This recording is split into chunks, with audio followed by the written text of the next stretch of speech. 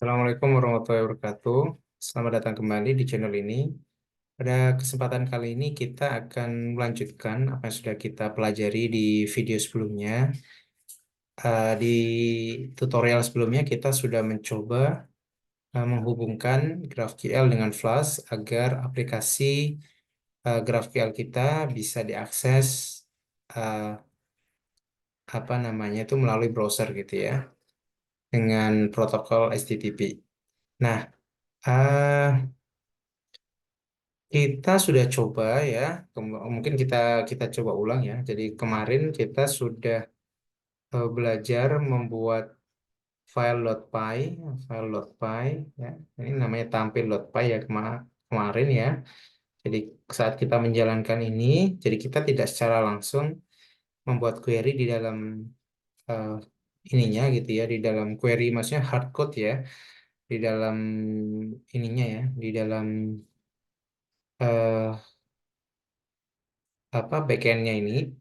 Jadi kita tampilkan itu di endpoint yang namanya adalah slash GraphQL ya. Kemudian kalau kita akan jalankan dulu Python tampil.py.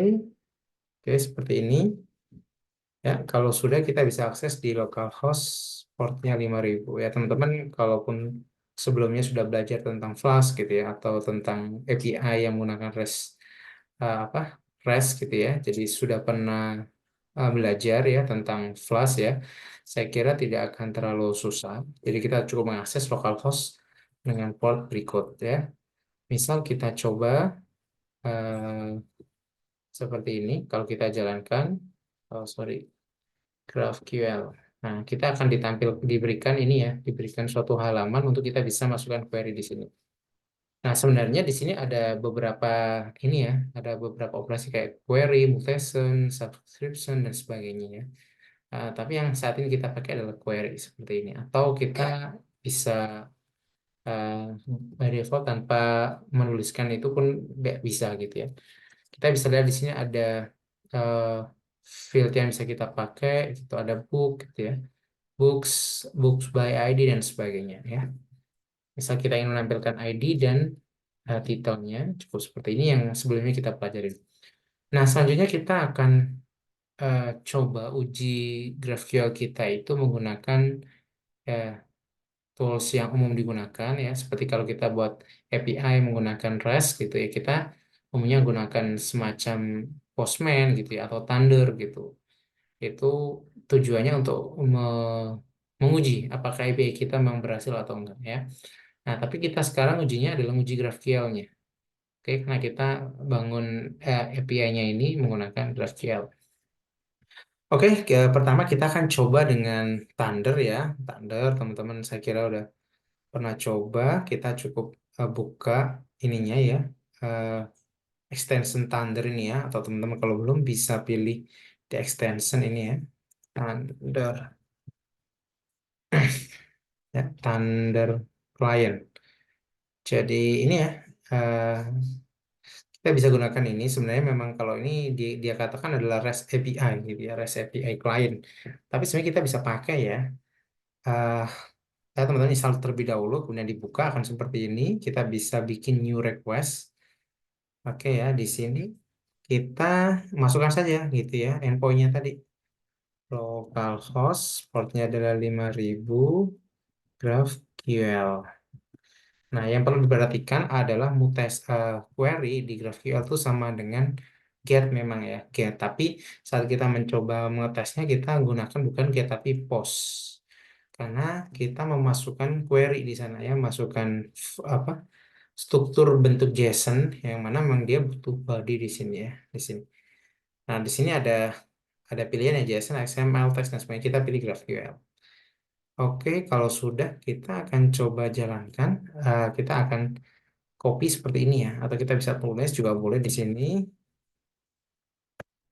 Hmm, ini kita lihat ada books, books. Ini saya pakai. Jadi dia memang kayak kita harus benar-benar ngetik ya. Kalau di sini itu kan kita cukup dimanjakan gitu ya, misal autocomplete-nya gitu. Nah, kita bisa tulis ID gitu ya, kemudian title seperti ini. Nah, kalau kita jalankan, nah kita bisa mendapatkan datanya dari sini. Oke, saya kira nggak susah ya. Jadi kalau misal kita ingin nampilkan book by ID gitu ya, book by ID yang mana ID-nya adalah sama dengan 2 gitu. Misalkan kita jalankan, dia akan menampilkan, oh dia error, book by ID, ini ID-nya salah ya. Kalau dilihat di sini errornya adalah did you mean book by ID, ID-nya kecil ya, ini yang kecil ini ya. Oke, nah ini ya teman-teman, kalau lihat di sini ID-nya kecil, book by ID-nya ini. D-nya kecil, ya D-nya kecil. Ya ini sebelumnya sudah saya jelasin ya, kalau ada uh, kita bikin ini ya, field yang dipisahkan oleh underscore, dia akan otomatis kalau gunakan grafin itu akan dihapus dan diganti dengan camel case gitu. Jadi kata yang kedua itu akan dikapitalkan gitu. Oke, seperti ini ya, ini cukup mudah, kita bisa coba langsung seperti ini ya, atau book by title ya. Title dengan parameternya adalah title, misal namanya adalah buku satu. Ya, kalau kita jalankan, dia akan memberikan buku satu. Kalau kita hanya butuh titelnya saja, kalau kita jalankan, dia akan mendapatkan data buku yang titelnya adalah buku satu. Nah, saya kira mudah ya. Nah, eh, kita juga bisa gunakan Postman. Ya, Postman ini eh, mungkin malah yang orang biasa pakai ya. Jadi di sini eh, eh, kita bikin new gitu ya, new gitu ya. Pilih new ya, pilih new. Nah, biasanya kita pakai ada HTTP. Sekarang kita misal ganti namanya adalah GraphQL. Oke, oke, kita sudah dapat ininya, apa tuh namanya? eh Halaman GraphQL di sini ya, halaman GraphQL. Di sini kita bisa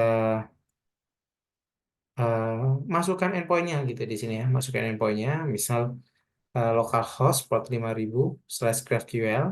Nah, maka dia akan langsung menampilkan field yang ada. Nah, di sini kalau kita lihat ada books ya, book by ID, book by title. Nah, ini akan sama persis seperti yang sudah kita bikin di sini. Misal kita ingin menampilkan semua buku gitu ya, kita bisa cukup centang ya, centang seperti ini. Nah, di sini langsung kita bisa pilih gitu. Apa yang mau dipakai, misal titelnya saja gitu. Saat kita lihat nih di sini, dia akan membuat hal yang serupa seperti ini. Nah, ini sama seperti eh, ini ya, seperti ini. Nah, di sini sebenarnya kita bisa gunakan query ini ya, query books seperti ini ya. Kemudian ID by book, atau bagaimana gitu ya. Kita bisa gunakan seperti itu. Ya, jadi dia akan otomatis mengenerate ini ya, mengenerate query-nya ya. Kita cukup centang-centang saja. Gitu. Kita coba aja, kita jalankan query, dia akan mendapatkan ini nih. Datanya adalah data books gitu ya, yang isinya adalah titel satu, titel 2, titel 3 sampai titel 7. Ini mungkin kurang tinggi ya. Nah, ini ya, titel satu, 2, 3, 4 dan seterusnya sampai 10 ya. Jadi ya sangat mudah sekali ya, cukup dimanjakan gitu. Kalau misal kita hanya ingin titel, kita buang ID-nya, dia otomatis kita akan melakukan, dia akan menampilkan data buku yang cuma titel saja ya. Jadi ya, ya semudah itu memang. Jadi kita nggak perlu menuliskan manual gitu query yang ingin kita pakai.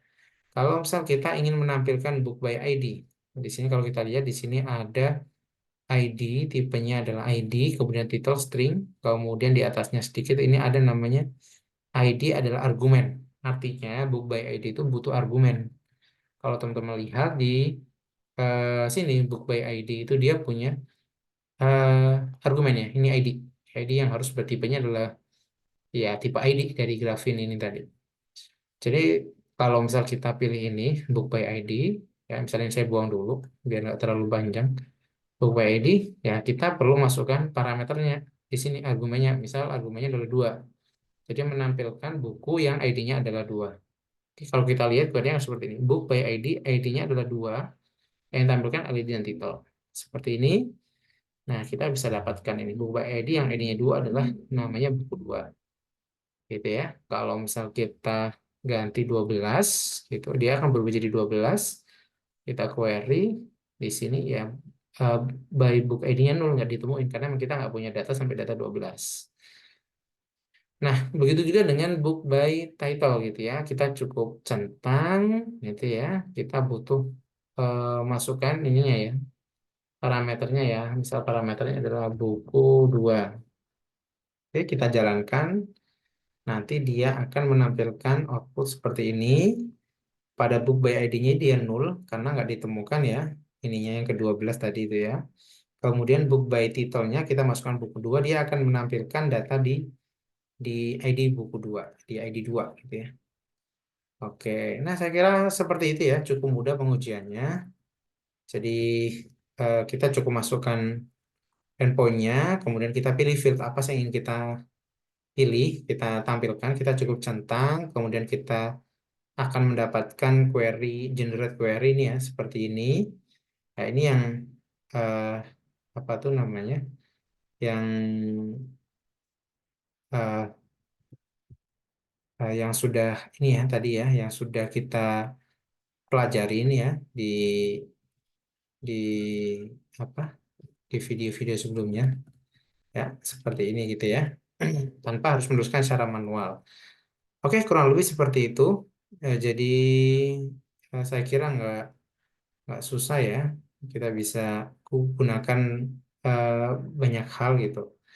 Apakah itu bisa di programmingnya secara langsung atau di Thundernya atau di Postman-nya dan sebagainya.